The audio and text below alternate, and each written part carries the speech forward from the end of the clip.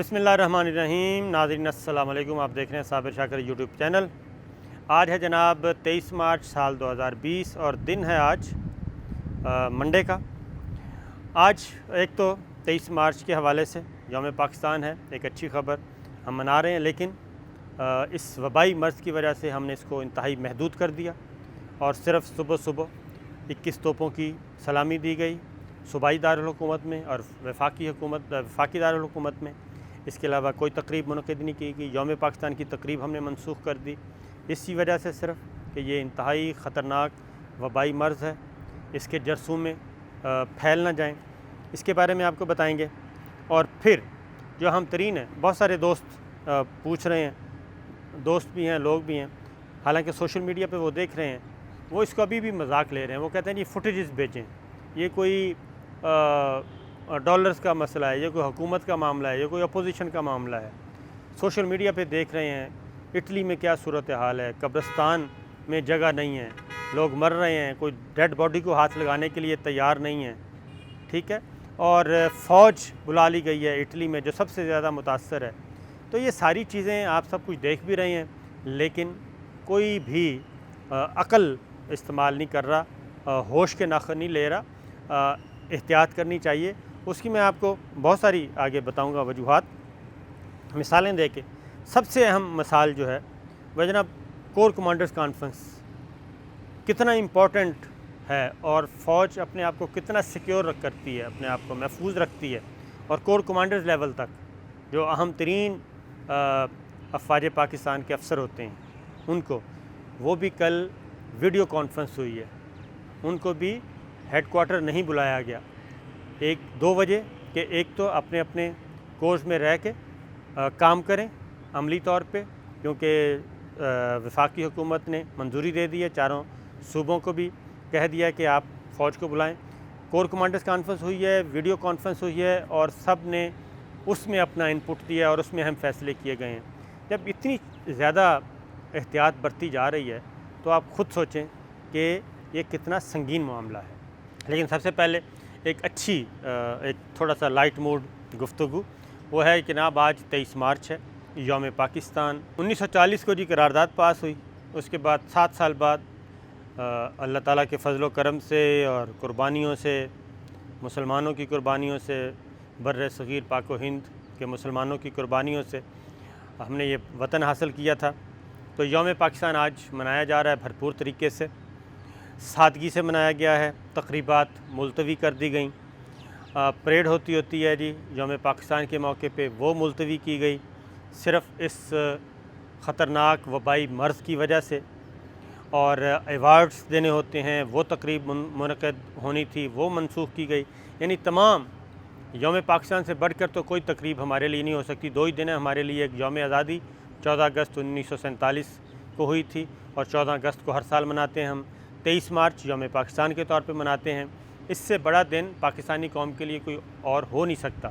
और अगर हम यौम पाकिस्तान की तकरीब मनसूख कर रहे हैं और इसके अलावा कोई शान व शौकत से, जोश जज्बे के साथ हम इस दिन को नहीं मना रहे, तो उससे आप अंदाज़ा कर लें कि मामला कितना संगीन है।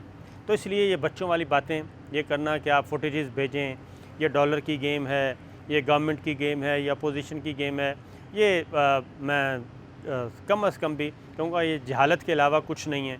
ये कोई बच्चों का खेल नहीं है कि आप इस तरह की बातें करें। तो जनाब अब मैं आपको बताता हूँ पूरी दुनिया में हो क्या रहा है। पूरी दुनिया की जो साइंसी तरक्की है वो जवाब दे गई है। वो सुपर पावर दुनिया की अमेरिका जो है, और वो इसके सामने बेबस है, इस वबाई मर्ज़ के सामने और इस अज़ाब इलाही के सामने। और सबसे बड़ा जो शहर है रोम, इटली, जो कि मसीही बिरादरी का हेडक्वार्टर समझा जाता है, हेडक्वार्टर समझा नहीं जाता है, बल्कि वहाँ पे पोप बैठते हैं, वेटिकन सिटी। इटली का जो बुरा हाल हो गया है वो आपके सामने है। अब तक 6 करोड़ का मुल्क है वो, और वहाँ पे सूरत हाल दिन ब दिन 700, 800, 600 लोग डेली वहाँ पे इस वबाई मर्ज़ की वजह से हलाकत का शिकार हो रहे हैं। फ़ौज तलब कर ली गई है और वहाँ पे इतना खौफ है, आप तसव्वुर नहीं कर सकते कि 2-2, 3-3 हफ़्ते से लोग लोगों ने घर से बाहर कदम नहीं रखा। ये हमारी पाकिस्तानी कम्युनिटी हमें बता रही है वहाँ की सिचुएशन। तो उसके बाद सऊदी अरब ने कर्फ्यू, रात का कर्फ्यू नाफिज कर दिया जनाब, 7 से सुबह 6 बजे तक, और 21 दिन के लिए, यानी 3 हफ़्तों के लिए ये कर्फ्यू होगा। और 3 हफ़्ते के लिए ये कर्फ्यू रात 7 से सुबह 6 बजे तक। ये बड़ा इक़दाम किया गया है। बैतुल्लाह, खाना काबा, रोज़ा रसूल सल्लल्लाहु अलैहि वसल्लम, मस्जिद नबवी ये बंद हैं इस वक्त। और इसके अलावा मसाजिद में नमाज़ पढ़ना मौकूफ़ कर दिया गया है तमाम अरब ममालिक में, कुवैत में, कतर में, यहाँ तक कर दिया गया, UAE में। ये सारी चीज़ें हो गई हैं। लॉकडाउन पूरी दुनिया में हो रहा है।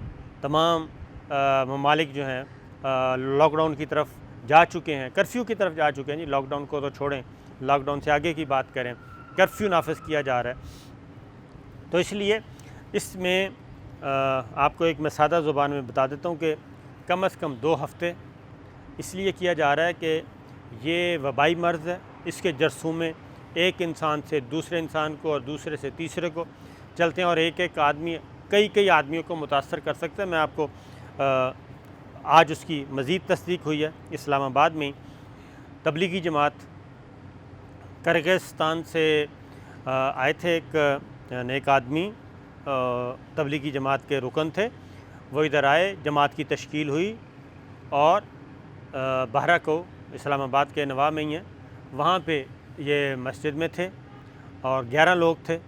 क्योंकि जमात की तश्कील होती है तो मज़ीद फिर ये डोर टू डोर आपको पता है मैसेज देने जाते हैं कि आप मस्जिद में तशरीफ़ लाएँ, वो भी गश्त भी करते रहे हैं। तो एक बंदे को हुआ था, उनको फ़ौरी तौर पे किया, मस्जिद को किया था, सील कर दिया था। अब मज़ीद 6 लोगों में तस्दीक हो चुकी है, और वो पूरा गांव जो है वो कॉर्डन ऑफ कर दिया गया है। वहाँ पे पुलिस पहुँच गई है, कानून नाफिज करने वाले इदारे, कि वहाँ से किसी को बाहर नहीं जाने दिया जा रहा, क्योंकि वो कितने लोगों को उन्होंने आगे मुतासर किया होगा। ये हो रहा है। फिर बहुत सारी मैं आपको ख़बरें जो अभी नज़र नहीं आ रही, दी नहीं जा रही, दानिस्ता नहीं दी जा रही, कि आप लोग बिल्कुल ही खौफज़दा नहीं हो जाएं। और इस्लामाबाद में अपग्रेड कर दिए गए हैं हॉस्पिटल्स, मज़ीद उसमें इन्हांस कर दिया है, बेड्स की सहूलत दे दी गई है। एक वार्ड नहीं, 3 वार्ड खाली करवा लिए गए हैं इसी नागहानी सूरत की वजह से। मैं आपको बहावल नगर की मिसाल दे रहा हूँ कि वहाँ पे 3 क्वारंटीन बनाए गए हैं जी, आइसोलेशन सेंटर वहाँ पे बनाए गए हैं, और वहाँ पे 1400 लोगों को रखा गया है 3 आइसोलेशन सेंटर्स में। 1400 लोग हैं उधर, और 3 शिफ्टों में डॉक्टर्स, नर्स, कानून नाफिज करने वाले ड्यूटीज़ दे रहे हैं। अभी भी इसी तरीके से बहावलपुर, यानी दूर दराज से। और फिर एक और मैं अगली ख़बर आपको दे दूं कि जो लोग तफ्तान से आए थे और वो गायब हो गए थे, डिसअपीयर हो गए थे, रिपोर्ट नहीं कर रहे थे, ऐसे लोगों की हिस्ट्री ली जा रही है। हमारे इंटेलिजेंस इदारे जो हैं वो काम कर रहे हैं, तहकीकाती इदारे, इंटेलिजेंस इदारे, सिविल एविएशन, FIA, तमाम वो काम करके डाटा इकट्ठा किया जा रहा है। और अब लोगों के दूर दराज इलाकों में, आपको मज़ीद नहीं बताऊंगा, दूर दराज इलाकों में रेड किया जा रहा है। ऐसे लोगों को पकड़ा गया है, पकड़ के उनको आइसोलेशन सेंटर्स में लाया गया है, क्योंकि लोग नहीं बता रहे थे। अब ये अच्छी बात है कि गांव से भी लोग बता देते हैं कि ये हमारे गांव में फ़लाँ जगह से लोग आए हैं, और फ़लाँ जगह से आए हैं, बाहर से, दूसरे मुल्क से आए हैं, और उनके बारे में भी बताया जा रहा है। और फिर वो कानून नाफिज करने वाले इदारे पहुंच रहे हैं, उनको पकड़ रहे हैं, पकड़ के आइसोलेशन सेंटर में लेके जा रहे हैं। वहाँ पे 2 हफ़्ते रखा जाएगा, उनके टेस्ट होंगे, वो बाहर आएंगे। इसी तरीके से फवाद चौधरी साहब अमेरिका से वापस आए, वो उन्होंने बताया कि वो 4 दिन से अपने घर में भी नहीं बल्कि घर से दूर, अपने बच्चों से नहीं मिले, बीवी से नहीं मिले, घर वालों से नहीं मिले। वो अपने आप को उन्होंने आइसोलेशन सेंटर में रखा हुआ है, सिर्फ कंफर्म करने के लिए कि मेरी वजह से किसी और को ना हो जाए। और उन्होंने ये भी बताया कि उनके इलाके में, झेलम में उनका डिस्ट्रिक्ट, कि वहाँ पे 900 से 1100 लोग बाहर से आए हैं, और उनको भी उन्होंने तलकीन किया कि वो भी अपने अपने घरों में रहें, रिपोर्ट करें, अलहदा रहें। घरों में भी नहीं रहना, अलहदा रहना। तो ये चीज़ इस हद तक खौफनाक हद तक एक वबाई मर्ज़ है और इसके जरसूमे बड़े ख़तरनाक हैं। इसका कोई इलाज नहीं है, सिर्फ़ एहतियात है। अगर हम इस वक्त एहतियात कर लेंगे तो बहुत फ़ायदा होगा और ये मर्ज़ नहीं फैलेगा। अब पाकिस्तान में जी चारों सूबों ने फ़ौज मांगी है। आइन का आर्टिकल 245 फ़ौज तलब की थी कि हमें फ़ौज दी जाए, वो असिस्ट करे और वो सिविल हुकूमत की मदद करे, मुआवनत करे। अब इस पे वज़ीर आज़म इमरान ख़ान फ़ेडरल गवर्नमेंट ने जी ये समरी मंजूर कर लिया और अब हिदायत दी गई है कि जो सूबा भी जब जितनी और जिस कदर फ़ौज की मुआवनत चाहेगा, फ़ौज तलब करेगा, फ़ौज उनकी मुआवनत करेगी। ये फ़ैसला हो चुका है और अब फ़ौज आपको नज़र आएगी, क्योंकि कराची में, सिंध में 2 हफ़्ते के लिए लॉकडाउन कर दिया गया है और वहाँ पे कुछ लोगों ने, मनचले नौजवानों ने गैर संजीदगी का मुज़ाहरा किया। वहाँ पे उनकी छितरौल भी की गई, उनको पकड़ा भी गया और उनके मोटरसाइकिल भी बंद किए गए। इसलिए अब ये सख्ती का वक्त आ चुका है और ये सख्ती अब पूरे मुल्क की तरफ होगी और पूरा मुल्क, मैं आपको ख़बर दे रहा हूँ कि लॉकडाउन की तरफ जाएगा। और अगर लॉकडाउन में भी लोगों ने एहतियात ना की तो फिर ये कर्फ्यू की तरफ जाएगा। ये हो रहा है और होने जा रहा है, ये आपको नोट कर लें। ये वो चीज़ें हैं जो कि करने वाली हैं, इन पे अमल करना चाहिए और अगर हम अमल नहीं करेंगे तो मामला ख़तरनाक से ख़तरनाक हद तक बिगड़ता जाएगा। अगर सऊदी अरब कर्फ्यू लगा सकता है, दिल्ली में लगा दिया गया है जनाब, वहाँ पे भी अब ये सारा काम हो रहा है, दिल्ली में, बिहार में, मुख्तलिफ़ रियासतों में इंडिया की, क्योंकि इसके अलावा कोई और ऑप्शन नहीं है। बल्कि आप लोग सफ़र से भी गुरेज़ करें और इंटरसिटी सफ़र भी ना करें, अपने अपने घरों में रहें, अपने आप को महदूद करें ताकि ये मसला आगे ना फैले। तो जनाब ये इसलिए ये बच्चों वाली बातें छोड़ दें। अगर अमरीकी सफारत खाने से 103 लोग, जिनको बहुत दावा भी है और हकीकत भी है कि उनके पास जदीद तरीन सहूलतें मौजूद हैं इलाज की, अगर 103 अमरीकी सफारतकार एक ही दिन में ख़ुसूसी जहाज़ पे पाकिस्तान छोड़ सकते हैं तो इससे अंदाज़ा कर लें कि ये मामला कितना संगीन है। तो जनाब ये थी अब तक की सूरत हाल। ख़बरें भी हमने आपको दे दी हैं, सूरत हाल भी बता दी।